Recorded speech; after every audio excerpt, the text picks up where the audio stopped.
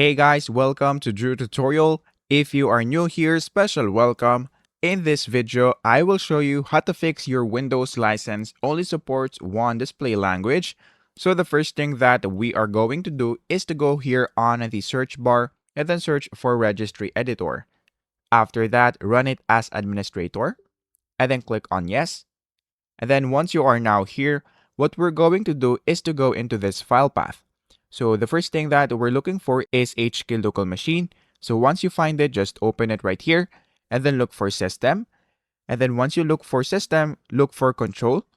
And then after that, just scroll down and then look for NLS, which is right here.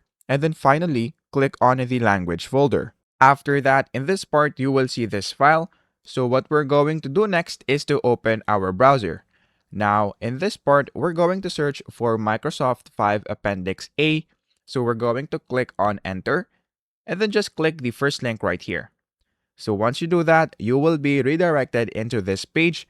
So what we're going to do next is to just press Ctrl F on our keyboard, and then just type the language that you want to use. So let's say, for example, we want to use English. And then after that, you will see a bunch of English versions right here.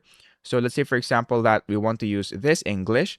So what we're going to do is to copy this code. So copy it.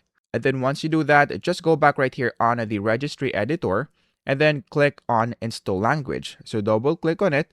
And then we're going to change the value data into this and then just remove 0x. So after that, just click on OK. And then once you restart your PC, that should fix your problem. So that is basically it.